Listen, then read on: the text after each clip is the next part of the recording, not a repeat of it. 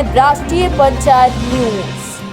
यहीं पे एडवाइस की जाती है कि सर्जरी से पहले ये जांचें करनी है। जी जी। या सर्जरी करनी भी है तो क्यों करनी है, नहीं करनी है तो क्यों नहीं करनी है, ये सारी बातें डॉक्टर्स भी हम लोगों के सभी ऐसी हैं कि जो एज ए एक होता है कि डॉक्टर के साथ में एक नेचर होता है ह्यूमन बीइंग, तो पेशेंट्स को कैसे टैकल करना है, कैसे हैंडल करना है। तो मोस्ट प्रॉब्ली सबसे ज़्यादा अच्छी बात ये होती है कि पेशेंट्स का रोगी जो होता है उसको कैसे मोटिवेट करना, उसके हौसला बढ़ाना, उसका मनोबल बढ़ाना। अगर उसकी आधी बीमारी तो हमारे इतने डॉक्टर हैं कि मिलके दूर हो जाती है और बाकी उनके व्यवहार से ही।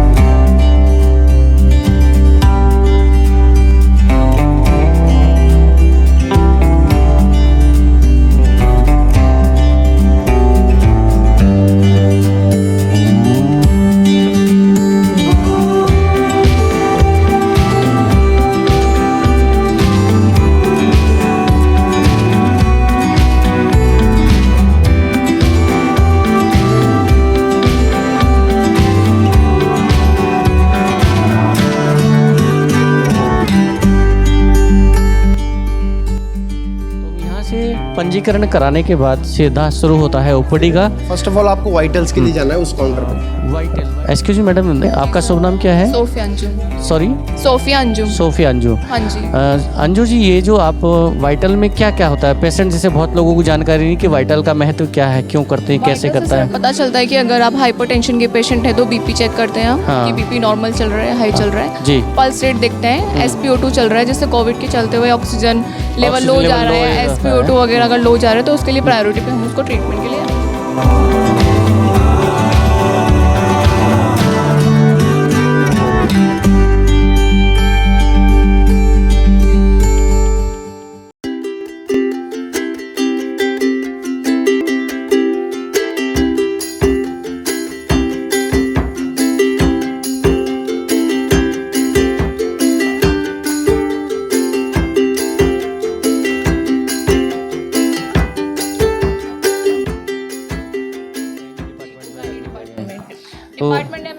डिपार्टमेंट नेम और डॉक्टर नेम पर एक बार फोकस कीजिए। यहाँ पर डिपार्टमेंट नेम होता है और यहाँ पर डॉक्टर नेम होता है जो पेशेंट को देखेंगे, और ओपीडी यहाँ से बता दीजिए कि किस नंबर में डॉक्टर बैठे हैं ओपीडी करने के लिए। तो पहले लेते हैं पहले नंबर ओपीडी। फर्स्ट ओपीडी कहाँ से शुरू होती है आपकी? तो इधर आप चलते हैं पहली ओपीडी में कि वहाँ पर कौन से ट्रीटमेंट होते हैं, कौन डॉक्टर बैठते हैं।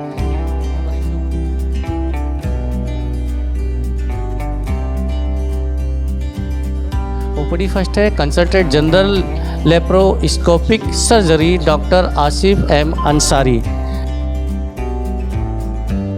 बात करने का प्रयास करेंगे। जी डॉक्टर साहब आ सकते हैं? नमस्कार। तो ये डिपार्टमेंट है आसिफ मियां अंसारी है। हाँ। यहाँ पे जनरल लेप्रोस्कोपिक सर्जरी कर रहा हूँ। ये ओपीडी नंबर 1 मेरी ही है। हाँ। मैं ही यहाँ पे मरीजों को जो भी ऑपरेशन इसमें यहाँ इस ओपीडी में डॉक्टर साहब कौन किस प्रकार के पेशेंट आते हैं जहाँ जो आप ट्रीटमेंट दे रहे हैं? इस ओपीडी में पेट के रोगी मरीज आते हैं। हाँ। और जिन मरीजों को लगता है कि हमें ऑपरेशन करना है, जैसे पित्ते की पथरी का ऑपरेशन, हाँ पथरी क्या, पित्त की पथरी है, गुर्दे की ऑपरेशन, हर्निया का ऑपरेशन, और बाकी इस तरीके के ऑपरेशन वाले मरीज इसी ओपीडी में आते हैं। मतलब हर्निया एक तो हो गया जिसे आंत बढ़ना बोलते हैं। हाँ, हैं। पित्ते की पथरी का ऑपरेशन दूरबीन विधि द्वारा मैं ही करता हूँ। अच्छा, वो ट्रीटमेंट अगर लेना ओपीडी में तो वो यहीं पे आएंगे। अगर ऑपरेशन की बात आती तो वो भी आप ही सर्जरी करेंगे? वो मैं ही करूँगा। ऑपरेशन से पहले कुछ जांच पड़ताल करनी होती है हमें। जी। तो वो मरीज को यहीं पे एडवाइस की जाती है कि सर्जरी से पहले ये जांचें करनी है। जी जी। सर्जरी करनी भी है तो क्यों करनी है, नहीं करनी है तो क्यों नहीं करनी है, ये सारी बातें ओपीडी में ही डिसाइड होती हैं जी, मरीज को एक बार देखने के बाद। ओके जी, धन्यवाद। तो ये फर्स्ट ओपीडी है हॉस्पिटल विवेक हॉस्पिटल की। तो सर हमारे साथ मौजूद है, आपका शुभ नाम सर? मेरा नाम है अरूज रजा जैदी। मैं एज ए ऑपरेशन मैनेजर हूँ यहाँ पर भी। तो हमारे यहाँ ये मल्टी स्पेशलिस्ट हॉस्पिटल है हमारा एंड वेलनेस सेंटर्स बिजनौर का। जी जी जी। तो यहाँ पर बिजनौर के अंदर बिजनौर वासियों के लिए, जनपद वासियों के लिए एक गुड अपॉर्चुनिटी है कि जो पेशेंट्स हमारे आउट ऑफ सिटी जाते थे। एक मिनट कैमरामैन से कहेंगे कि ये जो फैसिलिटी डॉक्टर साहब दिखा रहे हैं एक बार ये उनको थोड़ा सा और अच्छे इधर फैसिलिटी बता रहे हैं सर। अतिरिक्त एवं आंतरिक एवं गहन चिकित्सा, हड्डी एवं जोड़ रोग प्रत्यारोपण है, जनरल एवं लेप्रोस्कोपिक सर्जरी, स्त्री एवं प्रसूति रोग है, नवजात शिशु बाल रोग के विशेषज्ञ डॉक्टर बैठते हैं, पेन एंड पैलिएटिव रहते हैं, नेत्र रोग है और न्यूट्रिशन एंड डाइटेटिक यहाँ पर है। तो कई ये बाकी डिटेल भी हम आपको उपलब्ध कराएंगे विस्तृत रूप से, अलग से एक इसका एक पम्फलेट टाइप का या कुछ ऐसी वीडियो बना के अलग से डालेंगे, क्योंकि ताकि आम जनमानस को या जिन लोगों को पता नहीं होता कि हमारी बीमारी कहाँ है और उसका बेहतरीन या उचित इलाज हमें कहाँ मिल सकता है, तो इसके विषय में हम जरूर तो ये सर एक अब हमें उपलब्ध कराइएगा ताकि आम लोगों को इसका जानकारी हो सके, सभी लोग इसका कि उनको बेहतर इलाज मिल सके अपनी बीमारी का। बिल्कुल। कई बार लोग कंफ्यूज हो जाते हैं कि हमें किस हॉस्पिटल में जाना चाहिए, कहाँ पर बेहतर इलाज मिल सकता है। नहीं, ये देखिए, ये विवेक का एक ग्रुप है जो आपका यहाँ पर जनपद वासियों के बच्चों को भी एक शिक्षा में कैरियर दे रहा है, बना रहा है। ये विवेक ग्रुप पूरा क्या ग्रुप का नाम क्या है इसका? ये विवेक ग्रुप है। हाँ। और इसके ऑनर साहब जो अपने बिजनौर से, ये विवेक ग्रुप का ये हॉस्पिटल है। जी। और शायद इसका एक शिक्षा के क्षेत्र में बहुत बड़ा नाम है, स्टार्टिंग शिक्षा से ही हुई है। जी। कॉलेज कितने प्रकार के कॉलेज हैं? लॉ कॉलेज है, शायद लॉ है, बीएड है, एमबीए है आपका, और पैरामेडिकल्स है आपका, बीएमएस है, नर्सिंग का है। तो this is the multiple task कि हम लोग चाहते हैं कि जिस कैटेगरी के सारे जो स्टूडेंट्स हैं यहाँ पर, हर कैटेगरी के स्टूडेंट्स को हम कवर कर सकें। बहुत से लोग बच्चों के फाइनेंशियल इश्यूज होते हैं कि हम एजुकेशन आगे नहीं ले पाते हैं, तो हम ये भी रहता है कि वो बच्चे भी हम कवर कर सकें कि कम से कम फीस में और अच्छी से अच्छी क्वालिटी के साथ एजुकेशन दे सकें, और उनको प्लेसमेंट अपॉर्चुनिटी के साथ हम लोग उनको सेटल कर रहे हैं। तो ये विवेक ग्रुप जो है, विवेक ग्रुप जो कि बिजनौर से ही रहने वाले, क्या नाम है ऑनर जो है इनके? जी, अमित गोयल जी हैं। अमित गोयल जी जो यहाँ बिजनौर से बिलोंग करते हैं, और बिजनौर मुख्यालय पर, जिला मुख्यालय पर शिक्षा के क्षेत्र में विवेक ग्रुप का एक बहुत बड़ा नाम है, जो कि कॉलेज, इसको हम हिंदी में बोले तो महाविद्यालय, वैसे कॉलेज की बात करें तो मोस्ट में ये आता है।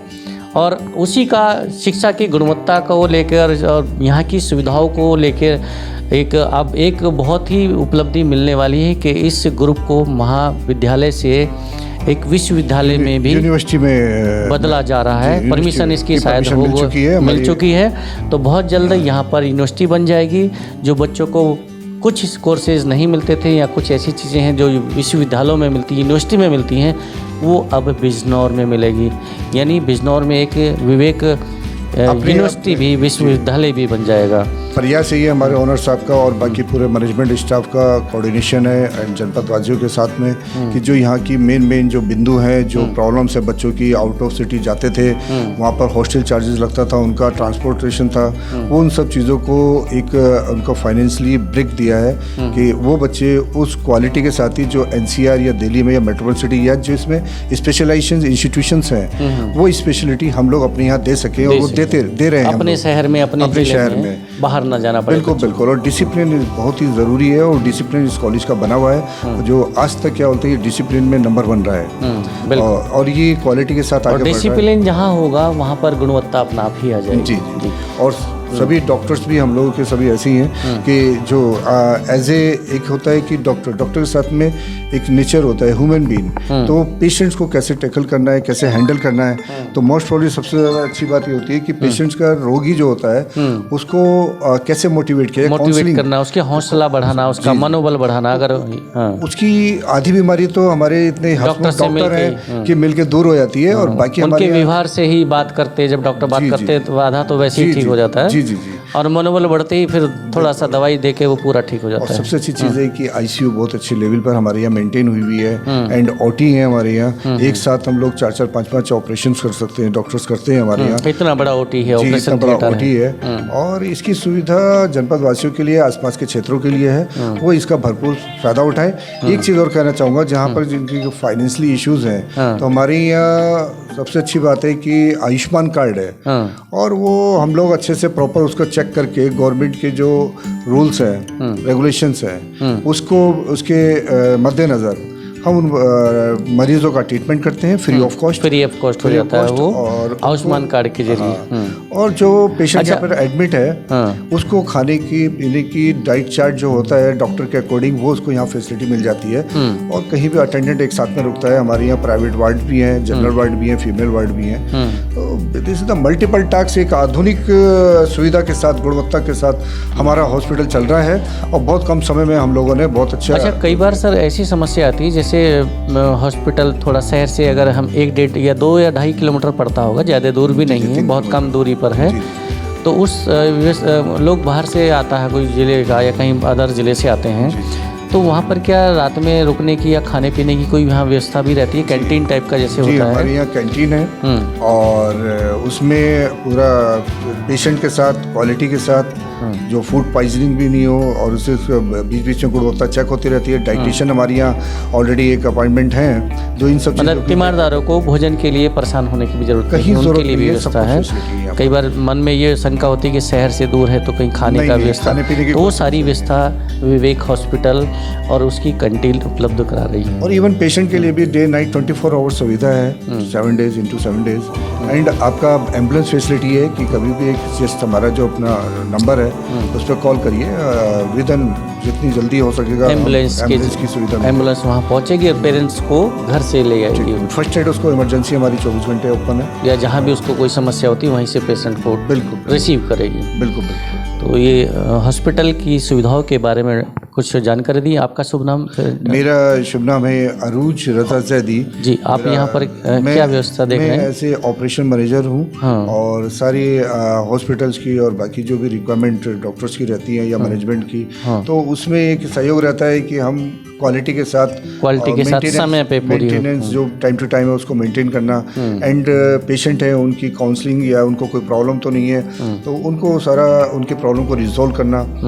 डॉक्टर्स के बीच में और पेशेंट के बीच में कोई अगर इस तरह कोई चीज़ ऐसी है कि हमें एक माध्यम बन के उनको डॉक्टर पास तो पैसे देना है तो हम उसको पूरा मैसेज कन्वे करते हैं एज ए काउंसलर।